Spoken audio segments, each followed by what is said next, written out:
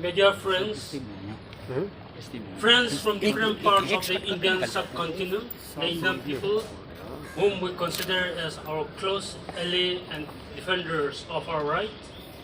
Ladies and gentlemen,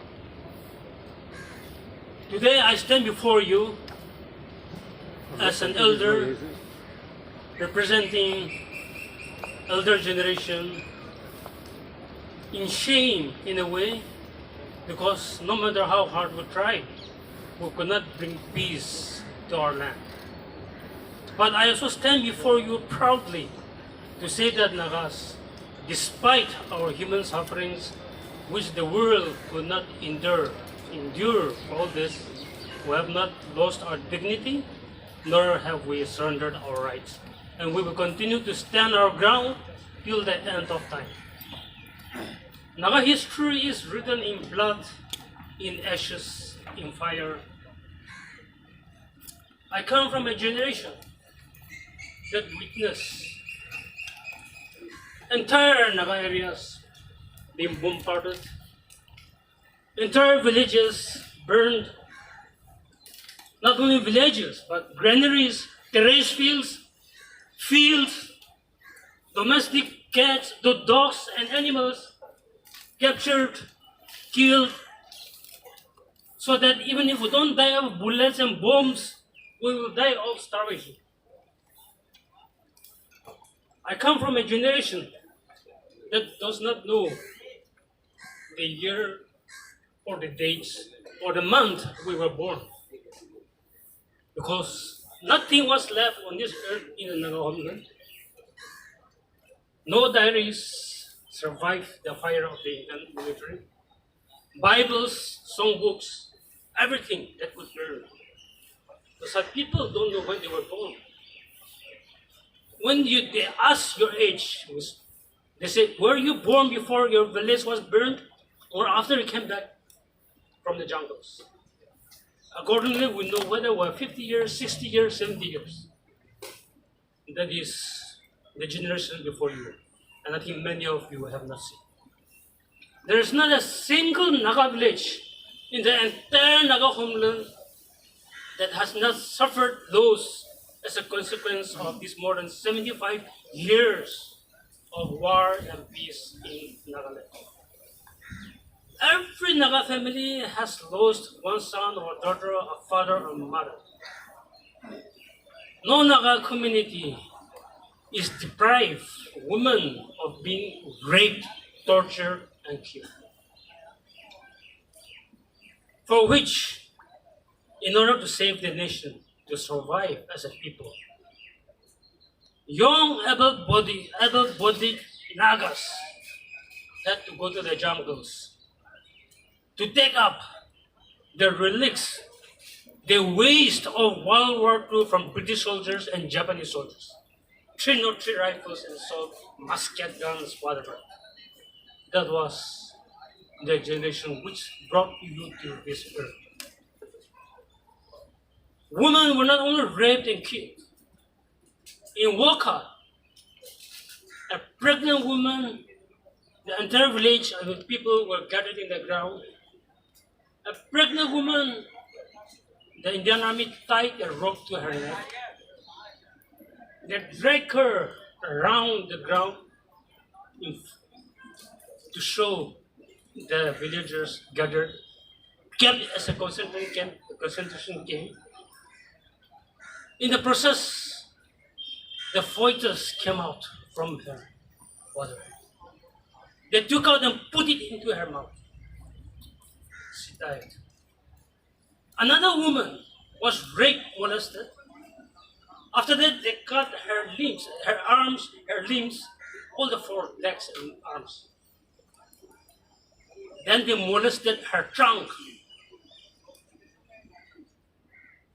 Women were raped inside the pulpit of the church. All teenage women, 4 of them. One of them, I suppose, is still alive, even today. The church is left unused till today, but still standing because of the desecration. In my hometown, Fisher Town, 6 students, all teenagers from 13 years to 16 years old, came to appear exam at Pasarok Government High School, staying in a rented house. 6 of them teenagers. Indian Army came and took them away. Not only killed them, chopped them into pieces. Chopped them into pieces, meat. Made meat. Packed in rice bags, gunny bags, bosta, that's what we say. Thrown into the jungles for the animals to eat. But few remains of their bodies were found. But nobody knows which part of whose body was it. No parents knew, no brothers knew, no sisters knew. These are only small stories. I have my own stories. As a small boy of 8 years, my skull was cracked with a stone by the Aadhunikers who just leave their camp is just a stone's away from my house. Because I was in the jungle shooting bird. My skull had to be stitched with the hair of horses by one of those early doctors. When I came of age to school and college and started participating in NSF activities, I was, along with my NSF colleagues, arrested and jailed for 69 days for saying that I'm a Naga. While registering in a hotel to stay, I wrote my nationality as Naga. Armies, Sharpies, police came, surrounded the hotel, took us, the whole NSF team, 5 of us, put us in jail, and were locked up for 69 days. Just because we didn't want to lose our identity. When ceasefire came into 1997, with all these experiences, knowledge of what has happened in the past, afraid for what may happen to our future generation, we followed the peace process very closely as NSF, as human rights organizations, as mothers, churches, Nagaho. From day one, we said this ceasefire must work. Because even in the past ceasefire, we have been betrayed again and again, not only by government of India, but also because of our own inner contradictions by our own people. But that is nothing new. It happens in every society across the world. And so in order to make the new peace process ceasefire work, we did not leave any stone unturned to see that government of India, negotiation with Naga leader, brings peace to our land. Even in that process, there was argument of ceasefire area coverage. Some Indian leaders says, yes, ceasefire is everywhere. Not only in Nagaland, but here in Delhi, Calcutta, Bombay, even in Paris, in London, wherever Nagas are. But some says, ceasefire belongs only to the people of Nagaland state. The 16,000 square kilometers out of the 120,000 square kilometers Naga homeland. In that process, the Naga women who were denied of this opportunity, Naga women dressed in traditional dress called themselves for a human chain to demand peace. They line up from Mao Gate to Tadabi, saying that peace must prevail everywhere. Indian Army came in Naga shawls, different Naga shawls, civilian clothes, jackets, with AK-47 pistols and whatnot hidden under the shawls and jackets. I went up to intervene. Don't disturb people when they want peace. In the process, they started firing at me.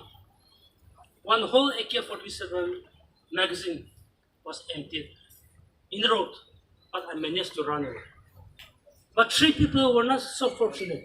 3 of them were shot, but none of them was killed. I myself suffered some injury from the commander of the army who tried to take me away forcibly.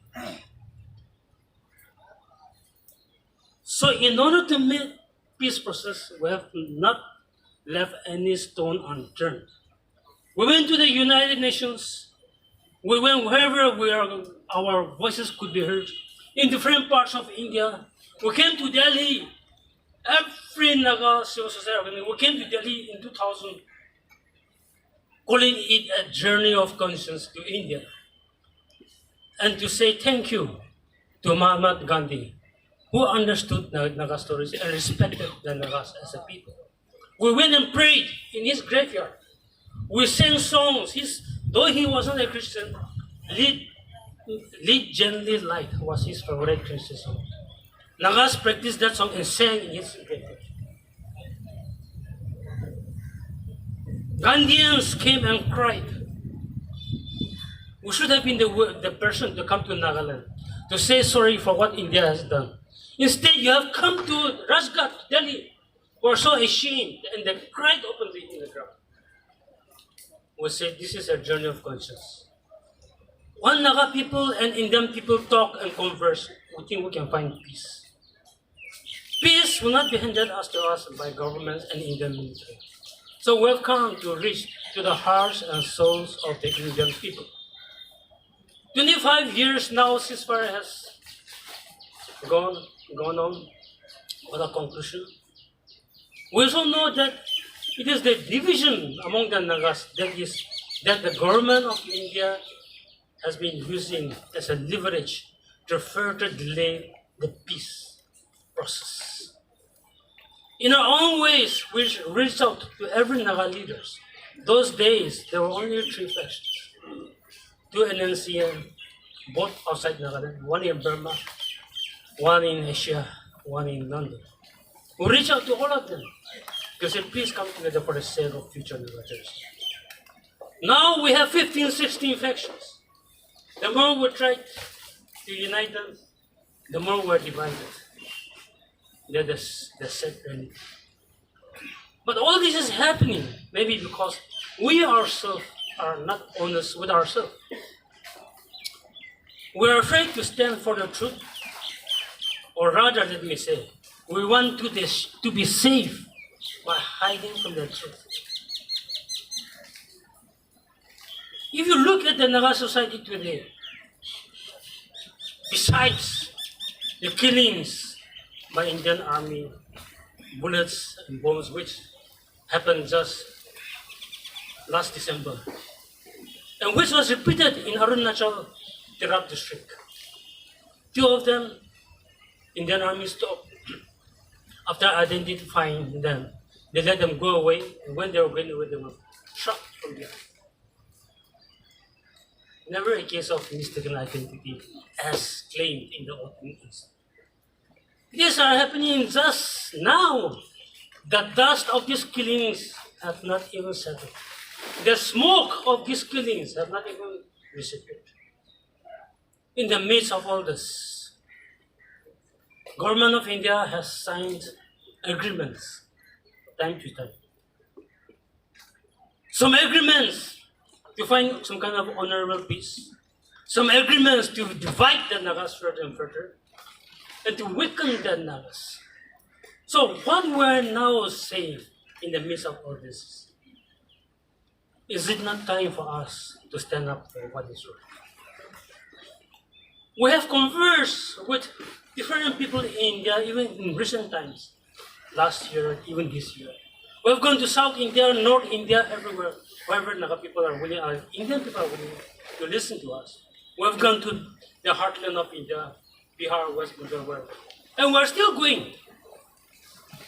And together, not us, but Indian leaders, the conscience of the Indian public are saying, Mr. Narendra Modi, it is time you take direct control of the peace situation, the peace negotiation. Don't leave it to your bureaucrats who are only destructing your commitment to peace. Ever since ceasefire came till today, on behalf of Naga civil society, I have met every prime minister that has come along the way. Everybody says we want peace to come to Nagaland. We want peace. We want peace. When the Prime Minister says peace, the Home Minister will wage war. And the Indian soldiers will kill any Naga that is in the street of Nagaland or in the jungle when it suits their purpose. But in the midst of all this, when peace continues to elude us, besides the division that government of India has planted in us, Nagas are happy stooges of these divisive rules. Some of the languages and words that have been used by our own Naga against our Naga negotiators and our Naga people on lines of geography or whatever, they are much more violent than the bullets and the bombs that killed and destroyed our houses and homes and killed our people. The words of our Naga people, they are much more violent than those bullets and bombs. Today I stand here, I have maybe my generation have failed. It is your day today, it is your word. Tomorrow you will have children, you will have younger generations coming after you. Are you going to leave your faith in future to those of us who are dishonest, who are untrustworthy, who are not afraid to betray? You want to leave your faith to these people? Just as much as the Indians and we're saying, Mr. Prime Minister, please take control of the peace negotiation. I think it is time for me to tell them, today's Naga youth, especially under Naga Students Federation, NSUD, whatever organizations you have, today's youth, don't be caught up in your ego, personal ego, tribal egos, degree egos, whatever ego. Don't be caught up because you are getting caught up. How long will we dare to scold you or even to guide you or misguide you? I don't know how many elders are guiding you, but I know many elders are misguiding you. So do you want to take control of your own life, your own future? Thank you, brothers and sisters.